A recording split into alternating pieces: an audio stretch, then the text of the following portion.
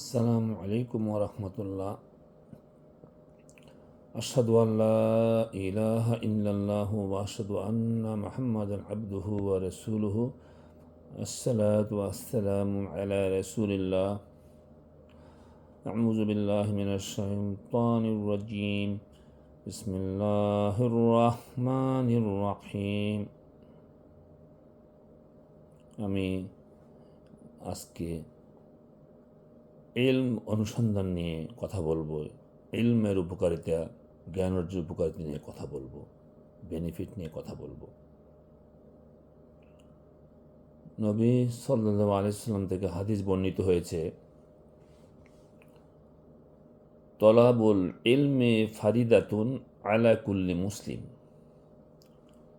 প্রত্যেক মুসলমানের উপর জ্ঞান অনুসন্ধান করা ফরজ করে দেওয়া হয়েছে।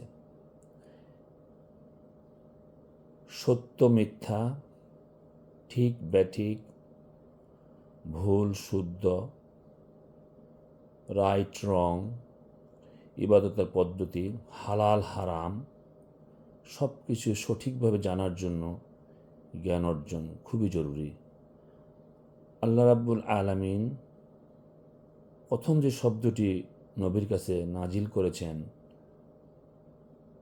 জিবরাইল আলাইহিস সালামের মাধ্যমে, সে শব্দটি হলো ইকরা, পড়ো। তার মানে হচ্ছে জ্ঞান অর্জন করো। নবী করিম সাল্লাল্লাহু আলাইহি সাল্লামের আরেকটি হাদিসে এসেছে, যে জ্ঞান অনুসন্ধান করে পৃথিবীর সকল প্রাণী তার জন্য দোয়া করে থাকে, এমনকি পুকুরের মাছও। অন্য একটি হাদিসে এসেছে, জ্ঞান অন্বেষণকারীদেরকে ফেরেশতারা তাদের পাখা দিয়ে পরিবেষ্টন করে রাখে। তারপর তারা একের পর এক উপরে আরোহণ করে নিম্ন আসমান পর্যন্ত পৌঁছে যায়। ভালোবাসা প্রকাশের জন্য তারা এগুলো করে থাকে। জ্ঞান অন্বেষণকারীর মর্যাদা অনেক। নবী করিম সাল্লাল্লাহু আলাইহি সাল্লামকে একবার সাহাবারা প্রশ্ন করলেন, ইয়া রাসূলুল্লাহ, একজন আবিদ এবং একজন আলিমের মধ্যে পার্থক্য কি মর্যাদার? তখন নবী করিম সাল্লাল্লাহু আলাইহি সাল্লাম বললেন, তোমাদের উপর আমার যেমন মর্যাদা, একজন আবিদের উপর একজন আলেমের সেরকম মর্যাদা। সুবহানাল্লাহ। কারণ আল্লাহ আরেকটি হাদিসে নবী করিম সাল্লাম বলেন, আল্লাহ রাব্বুল আলামিন, আল্লাহ যার কল্যাণ চান তাকে তিনি দ্বীনের জ্ঞান দান করেন।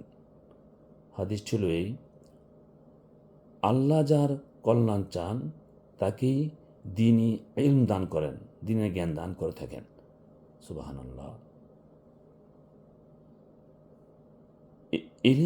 ইলম অর্জন করলে আপনি সঠিকভাবে সহিশুদ্ধভাবে ইবাদত করতে পারবেন, শিরক থেকে, বিদআত থেকে বেঁচে থাকতে পারবেন। কারণ শয়তান সবসময় আমাদের পিছনে লেগে আছে আমাদের গুমরা করার জন্য। সে চায় না আমরা সঠিক জ্ঞান অর্জন করি। সে আমাদের প্রকাশ্য শত্রু। যার জন্য আরেকটি হাদিসে বলা হয়েছে, শয়তানের নিকট 1000 আবিদের চেয়ে, শয়তানের নিকট 1000 আবিদের চেয়েও একজন আলিম বড় কঠিন।